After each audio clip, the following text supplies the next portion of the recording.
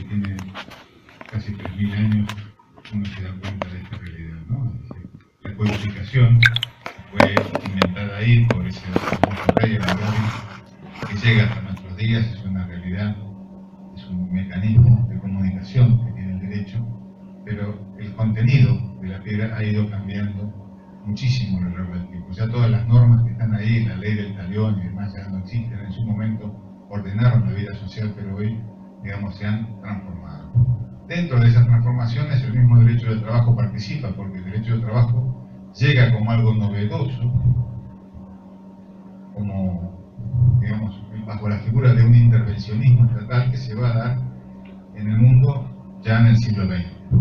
Esa transformación que hizo incorporar, surgió al derecho del trabajo, también hace que el derecho del trabajo mismo transforme la realidad de las normas. Piensen ustedes los aportes importantes que hizo el derecho del trabajo al derecho en general.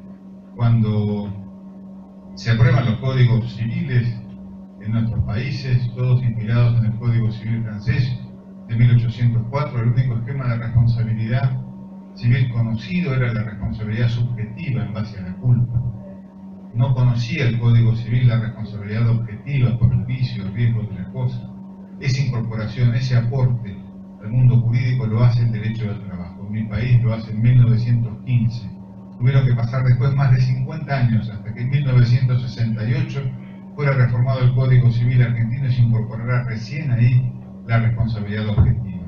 Ese y otros tantos aportes ha hecho el derecho del trabajo al derecho procesal, los mecanismos, digamos, de compensación referidos a la inversión de la carga de la prueba como medida de protección para la parte más débil del proceso, todos estos mecanismos, la irrenunciabilidad, es decir, la desigualdad de las partes, todo esto surge del derecho del trabajo. Y algo muy importante también, cuando se habla de la internacionalización de los derechos humanos, los constitucionalistas dicen, no, es un fenómeno que empieza luego de la terminada la Segunda Guerra Mundial y como que fueron los grandes inventores de la Organización de las Naciones Unidas, como que antes no había nada, que ahí empiezan los derechos humanos fundamentales incorporados desde el derecho internacional. Sin embargo, el derecho del trabajo fue pionero en los derechos humanos fundamentales reconocidos a nivel internacional desde 1919 con la creación de la OIT, la Organización Internacional del Trabajo, y desde ahí las primeras normas internacionales de derechos humanos del trabajo. Estos fueron aportes importantísimos del derecho del trabajo. Y esto debemos tenerlo en cuenta para llegar al tema que aquí nos ocupa. En los últimos años el derecho del trabajo vio integradas sus fuentes con los derechos humanos fundamentales, es decir, se han interrelacionado. Se transformó el derecho del trabajo en un derecho mínimo, integrado con las normas de los derechos humanos fundamentales. Una discusión vieja, ya, y creo que ya superada, no hace mucho, lamentablemente, que pasó en Europa, pasa también en otros países, es qué pasa con la especialidad del derecho del trabajo y los derechos del trabajador. ¿El trabajador tiene solo los derechos del derecho del trabajo o tiene además de esos derechos, cuando está trabajando en el marco de su relación con el empleador, tiene también, la pregunta es, derechos humanos fundamentales? Puede ser, como decía un maestro mío, Antonio Bailo, cuando trabaja, citándolo a Romagnoli, cuando el trabajador entra a la empresa, deje colgado en el vestuario su ropa de calle y los derechos humanos fundamentales, y después se coloque el mameluco de las normas laborales, que se excluyan uno a otro. No, para nada. Comenzó a hablarse hace algunos años en España del ciudadano trabajador, es decir, el trabajador como un sujeto de derechos fundamentales y de los derechos específicos del derecho del trabajo. Los dos sistemas se integran, no se excluyen, se integran en lo que es la dignidad de la persona humana que trabaja. Pasamos. Y acá, para aproximarnos al tema de la discriminación, debemos encarar un tema previo, fundamental, que es el tema referido a la igualdad. Es decir, recordemos que la igualdad aparece en el mundo jurídico luego de la Revolución Francesa como un mecanismo de defensa, de tutela de la sociedad frente al absolutismo monárquico y a la división de la sociedad en clases por aquel entonces se llamaban estados. También como una forma de protección contra los fueros personales, es decir, la posibilidad de unas personas de ser juzgadas en lugares distintos, tener otra justicia más flexible, más acomodada que el resto de la población. Entonces se planteó que todas las personas debían ser iguales, pero como una ficción. La realidad, y esto lo tenemos a simple vista, es que no somos iguales. Todas las personas somos diferentes. Y esa diferencia que hay entre todos nosotros no debe ser algo perjudicial, no debemos verlo como algo, un motivo de agresión. Al contrario, la diferencia y que seamos todos diferentes es una gran virtud.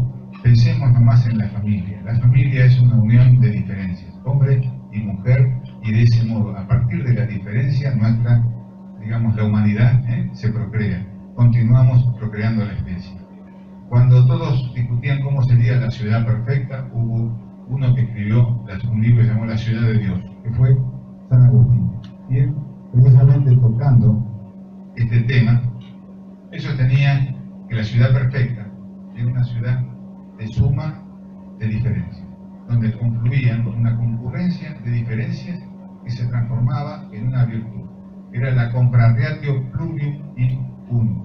Cuando viajan a Estados Unidos o consiguen algunas monedas de $0,25, lo van a ver a San Agustín ahí porque tienen todavía la acuñada la leyenda plurium in unum, es decir, la diferenciación se transforma en una virtud. Y ahí entra la discriminación. ¿Cómo pasamos de algo tan lindo a algo tan feo? Si buscamos en el diccionario, los diccionarios muy viejos, la palabra discriminación encontramos que es la acción y efecto de discriminar significa separar, distinguir, diferenciar una cosa de otra. Hasta ahí llegaban los diccionarios en los años 50. Después seguimos leyendo, las nuevas acepciones traen ya dar trato de inferioridad a una persona, o colectividad por motivos raciales, religiosos, políticos, etc. Ese significado denostativo de la expresión de la palabra discriminación como algo contrario a la dignidad aparece en los años 50, a raíz de los casos de discriminación racial que comenzaron a aparecer, o ya venían de antes, pero comienzan a exteriorizarse, y la gente de la sociedad toma conciencia que eso era algo que no podía continuar en los Estados Unidos y en Sudáfrica.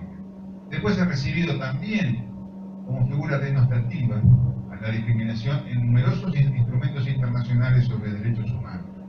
Todos los instrumentos internacionales que se refieren al tema de la igualdad y que recriminan o prohíben la discriminación lo hacen sobre la base común de la dignidad de la persona.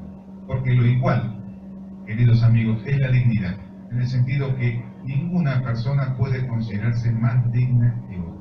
La igualdad es igual para todos, aunque seamos diferentes. Y después este movimiento internacional que se da con mayor intensidad a partir de los años 50-60 en materia de discriminación, se traslada al derecho interno. Todos los países empiezan a dictar en la década de los años 70-80 normas referidas a la discriminación, prohibiendo la discriminación, imponiendo medidas antidiscriminatorias en todos los sectores. ¿Podemos pasar a la siguiente? ¿Qué pasó en la OIT? Bueno, la OIT tuvo un proceso que se interrumpe, podemos decir, se suspende de creación de normas internacionales de trabajo a partir de los años 90, cuando algunos dicen, hablan de la caída del muro de Berlín, pero para sincerarnos lo tiraron abajo, es la verdad. Es decir, la humanidad es así. Construimos muros para dividirnos, después los tiramos abajo para unirnos y así estamos, buscando siempre un punto intermedio. Lo cierto es que a partir de ese momento, digamos, cuando la Unión de Repúblicas Socialistas Soviéticas vuelven las nacionalidades, los 4 delegados que enviaban, que antes eran todos obreros, pasan a ser 2 delegados por los gobiernos más capitalistas, quizás que los empresarios, unos por los empresarios y los trabajadores, digamos, se pierde el contrapeso. Y entonces la OIT empieza a generar menos convenios internacionales en los años 90. Entonces el director, en los años 98, dice, bueno, ¿qué podemos hacer? Dice, bueno, vamos a dejar de poner el esfuerzo en crear nuevos convenios y vamos a procurar que el mundo ratifique masivamente convenios fundamentales. Entonces elabora una lista de 8 convenios fundamentales y lo hacen en la declaración llamada Declaración de los Convenios Fundamentales de 1998. En esa lista de 8 convenios fundamentales incluyen dos referidos a la discriminación. El convenio 111, que es de 1958, que se ve integrado con la recomendación 111, y complementado con el convenio 100 sobre la igualdad de remuneración, que tiene más que ver con la igualdad de remuneración entre las mujeres y los varones. El convenio 111 reprime la discriminación y define a la discriminación. Lo hace con esta terminología que es propia de los años 50. Ahora vamos a ver. Dice: cualquier distinción, exclusión o preferencia basada en motivos de raza, ya sabemos que es la raza, color, que es lo mismo prácticamente que la raza, sexo. La expresión sexo, si vamos a las normas más modernas, ustedes van a ver que ya no está mal. ¿Por qué? Porque en algún momento se advirtió que el sexo es utilizado en la biología para tratar de determinar cuál es la especie dominante. Entonces, como lo que se busca es la equiparación, es la igualdad en derechos de los varones y de las mujeres, no corresponde que hablemos de separación por sexo, sino más bien hablemos del género. Y desde entonces fue reemplazada, digamos, esa expresión. Religión, opinión política, ascendencia nacional o origen social, que tenga por efecto, ahí encontramos, digamos, en primer lugar, un elemento, la diferenciación. Un segundo elemento, el motivo de esa diferenciación. Tiene que estar dado por los motivos que indica esta norma. Muchas gracias. Que son los que vemos ahí. Y en tercer lugar, el tercer elemento es el efecto que produce la discriminación, que siempre es perjudicial para la persona discriminada. Porque se va a traducir, como dice ahí, en anular o alterar la igualdad de oportunidades o de trato en el empleo y la ocupación. Para los estudiantes tienen que tener en cuenta que esta discriminación que nosotros estamos tratando es la discriminación que se llama discriminación negativa. Se traduce en el derecho a la no discriminación. Algunos autores, como Capón Filas en mi país, dicen que no hay que decir así un derecho negativo, hablemos de la indiscriminación. Pero en realidad se utiliza la expresión derecho a la no discriminación o a la discriminación negativa en contraposición con la discriminación positiva. ¿Cuál es la discriminación positiva? Sucede cuando desde el gobierno se dictan normas tratando de beneficiar a unas personas que naturalmente están en dificultades para integrarse a la sociedad. Por ejemplo, las personas que antes también con el léxico anterior se llamaban discapacitadas, ahora, digamos, modernamente se les alude como las personas con capacidades diferentes. Otras personas también, algunos que padecen algún tipo de enfermedad, en algunos momentos, depende de las características del mercado de trabajo, se busca también beneficiar a las personas de poca edad en su primer empleo, o a las personas de gran edad que tienen dificultades para acceder al mercado laboral. Acá hablamos de lo que es dañino, perjudicial, porque nos estamos acercando a nuestro tema, que es el despido discriminatorio, la discriminación negativa. Esa enumeración del convenio 111 es una enumeración abierta, es decir, en cuanto al segundo componente, a los motivos. ¿Qué significa abierta?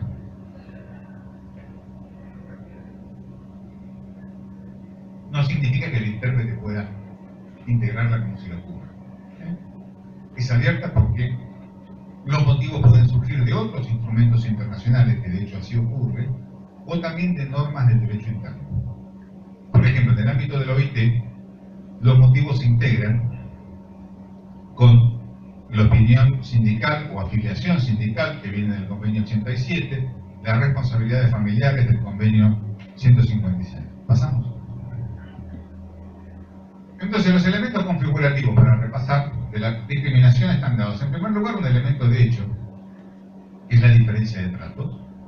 En segundo lugar, el motivo determinante de esa diferencia de trato, que tiene que ser uno de los motivos recibidos o descritos por la normativa internacional o nacional.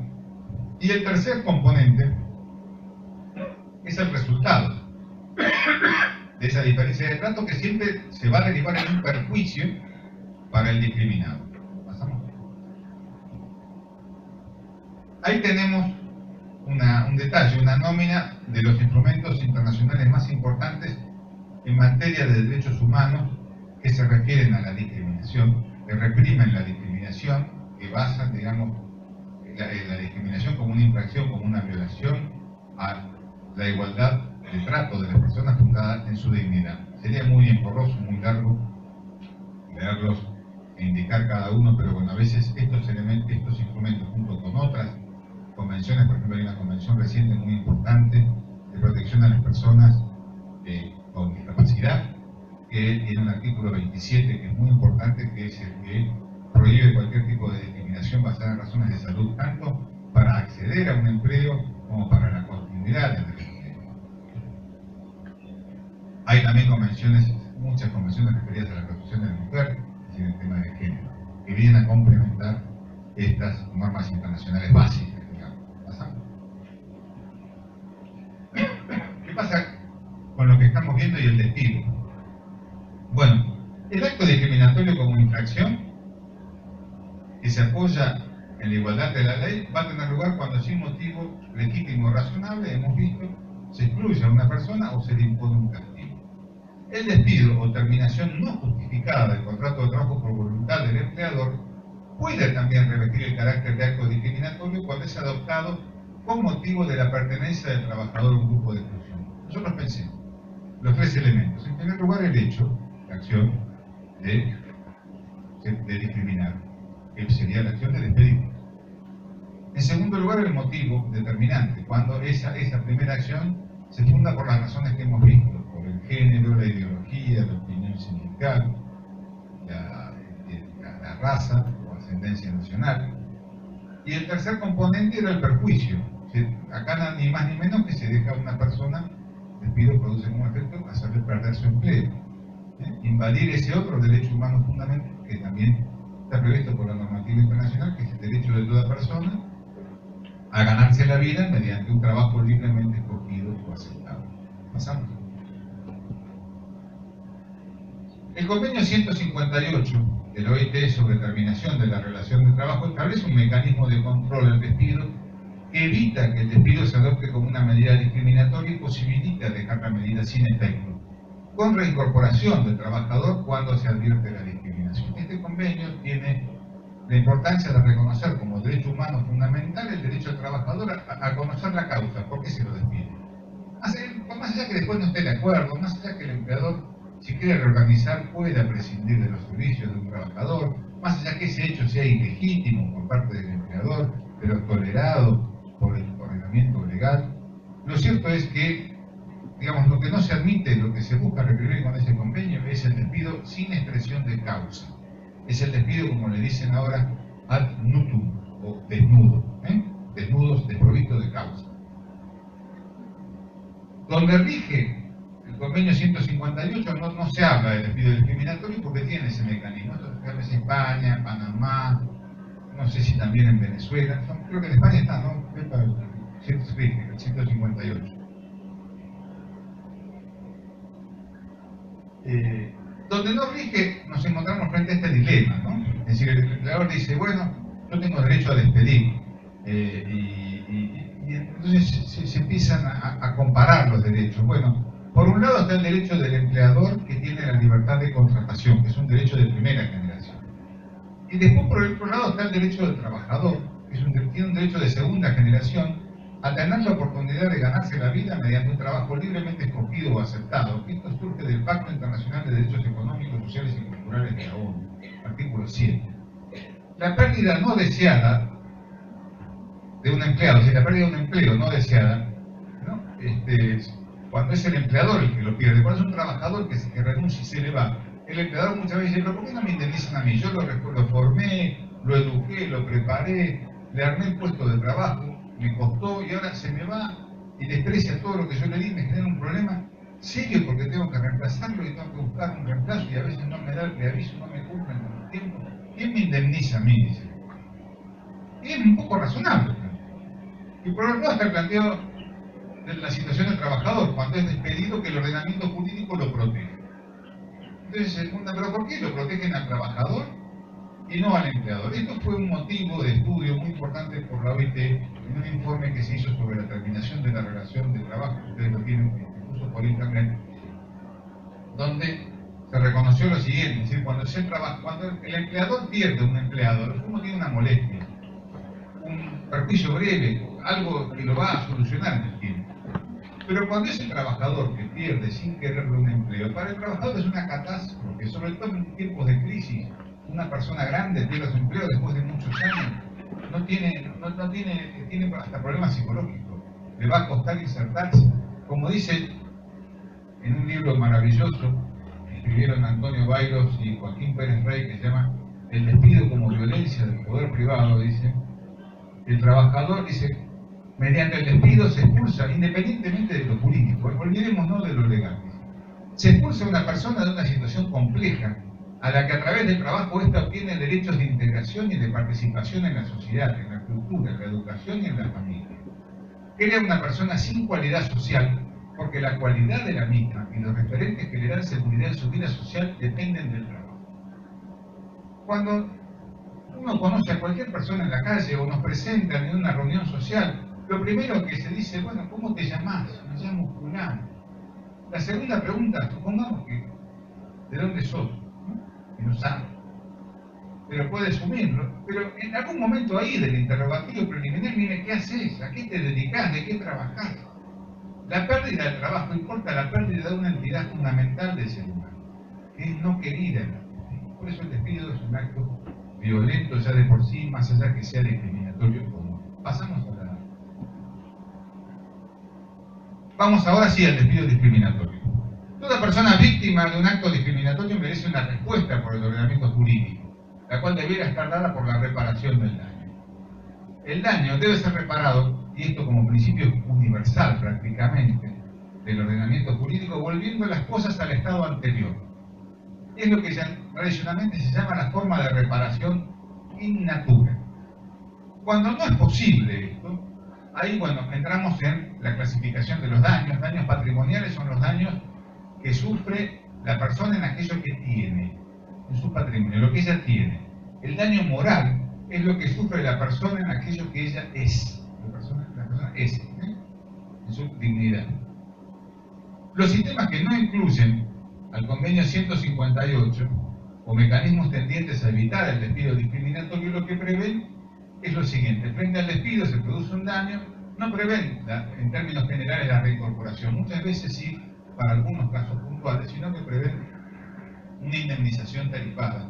Acá también hay despidos en el Perú que así lo es, que digamos se calcula, bueno, en base a dos parámetros, salario y antigüedad, entonces se le pagan la indemnización. Y si hay algún caso discriminatorio más grave, bueno, se le puede pagar algún dinero más que la ley califica, para el caso del representante sindical o el despido de la trabajadora en situación de maternidad. También hay casos de despidos abusivos donde se puede llegar a contemplar el daño moral. Pero ahí termina la cosa, no hay derecho a la reincorporación. Ese es el caso de la legislación argentina. Pasamos. Bueno, en la Argentina, y ya con esto voy a ir terminando, vamos a ir muy rápido. En Argentina siguió esta corriente que hablamos al principio, referida a la recepción en el ordenamiento interno de las medidas antidiscriminatorias.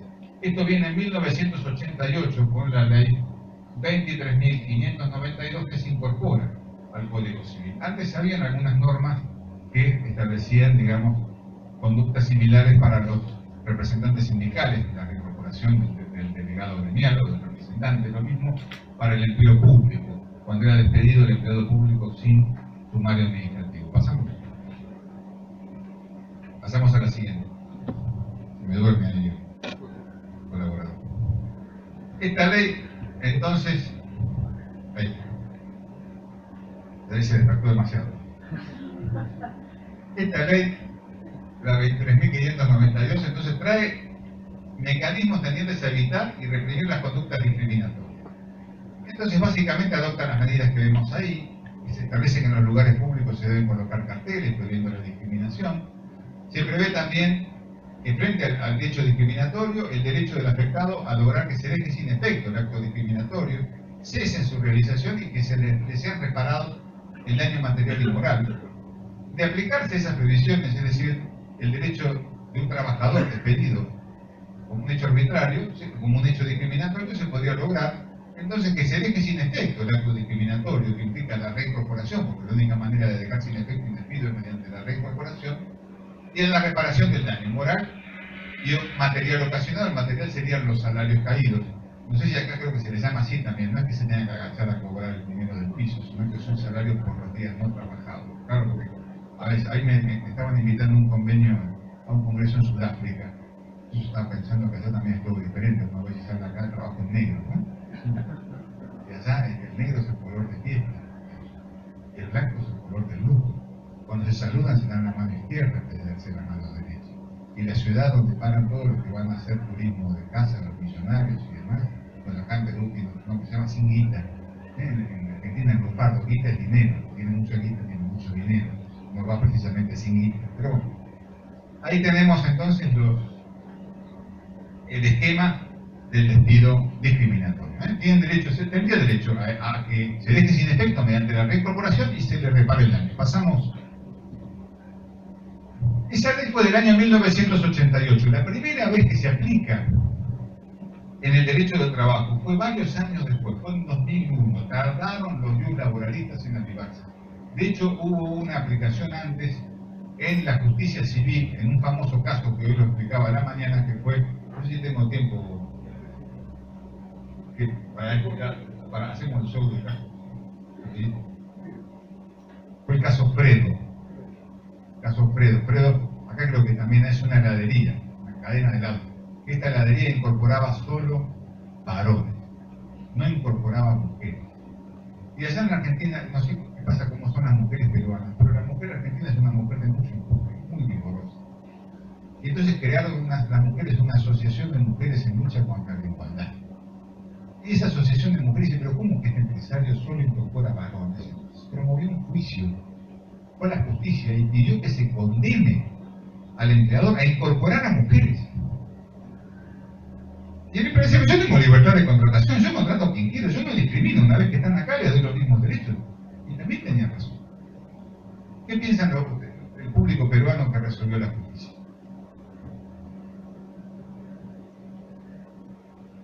¿Le dieron razón a las mujeres o a Fredo? ¿Quién ganó? Y tienen razón, ganaron las mujeres. Condenaron a Fredo a incorporar a mujeres hasta equiparar la proporción del género. Y así también surgieron las leyes del cupo, ¿no? El cupo femenino. Pero bueno, aún con esto, recién en 2001 se aplica la ley antidiscriminatoria. En un caso se incorpora a un trabajador al ANSES, a un organismo de la administración pública. En 2005, casi 20 años tuvieron que pasar para que se aplique por primera vez la ley discriminatoria, condenando a un empleador privado a reincorporar, no podía ser de otra manera, a una trabajadora, a una mujer argentina que también fue el primer caso, fue un caso de amor pasional. Si conocen PepsiCo, ¿hay PepsiCola acá? Bueno, esa también. En la fábrica de PepsiCola había un conflicto gremial. La fábrica estaba muy molesta con el delegado, el representante sindical, lo quería despedir, lo quería dañar, lo quería apuñalar, suicidar, lo que fuera. Y no sabía cómo hacerlo. Entonces, el mejor estilo mafioso, le despide a la novia. Era Balaguer. Y Balaguer no se conformó. Le daban la plata. Yo no quiero la plata, yo quiero el amor. Y defendió el amor. Y dijo, yo no lo voy a dejar solo con mis otras compañeras ahí que se lo van a querer tomar. A mi hombre. Y entonces promovió un juicio sintiéndose discriminada, pidió la reincorporación, porque además ella era activista gremial. Y consiguió así, ella, por amor, el primer precedente donde se condena a una empresa privada a reincorporar a un trabajador. El primer caso de despido discriminado. Y a partir de ahí se abrieron las puertas de todos los tribunales a lo largo y a lo ancho de la Argentina y se comenzaron, gracias al amor, a reincorporar a trabajadores discriminados por la enfermedad, por SIDA, por su orientación sexual, por orientación política. Hubo una reincorporación de un trabajador que fue a declarar como testigo y al día siguiente el empleador lo despide. También consiguió la reincorporación. Recién en el año 2010 el caso llega a la Corte Suprema y la Corte tuvo que resolver si se aplicaba o no la ley antidiscriminatoria a los trabajadores. si esto, ¿cómo era esto? Porque había dos versiones. Todavía habían profesores famosos en mi país que decían que el trabajador era el mameluco. Se ponía la ropa, el mameluco, ropa de trabajo, y no tenía derechos humanos fundamentales. El derecho a la no discriminación era un derecho humano que estaba fuera de la empresa. Dentro de la empresa él tenía su derecho estatutario, de la ley laboral. Y entonces, bueno, ¿qué fue lo que pasó? La Corte, en un fallo dividido, ganó 4-3 que el trabajador tiene derechos humanos. Una discusión que no debió haber pasado nunca. Sin embargo, existió esa discusión. Y bueno, finalmente, desde entonces ya no se discute más la aplicación de la ley antidiscriminatoria en el ámbito del derecho del trabajo. Y en el 2011, lo último, con esto termino, la Corte habilitó las medidas compensatorias para estos juicios, porque es muy difícil. Ustedes, claro, los estudiantes tenemos, cuando uno estudia, tienen todo el idealismo de la profesión, pero uno después sale a la calle, va a los tribunales, y es muy difícil llevar adelante un juicio, defender a un trabajador discriminado. El empleador trata de borrar todo, no va a dejar las huellas de que ha discriminado. Lo despide y no le dice: yo te despido porque me enteré que tenés HIV positivo. O yo te despido porque me enteré que tenés y que sos homosexual. Y yo no quiero homosexuales en mi establecimiento. O dice: yo te despido porque me enteré que estás andando con tu secretaria acá en el trabajo. Entonces ese tipo de cosas no lo dice el empleador. Entonces el trabajador de alguna manera tiene, ¿cómo hace para probarlo? La prueba. El empleador siempre tiene muchas más posibilidades de probar que el trabajador. Hay un autor peruano, de quien fui muy amigo, creo que fue profesor también de esta casa, que fue Mario Pasco Cosmópolis, escribió mucho sobre el principio protectorio en el proceso laboral. Bueno, la Corte Suprema admitió que en esos casos bastaba la prueba del indicio. Es decir, que existía la posibilidad de un motivo determinante. El empleador se enteró que soy homosexual y después me despide y además no me indica una causa. O la causa que indica el empleador no la puede probar. Entonces se demuestra la falsedad y entonces ahí cobra, digamos, virtualidad la presunción favorable al indicio del trabajo. Bueno, creo que me he excedido un poco en el tiempo, les pido disculpas, pero bueno, creo que esto es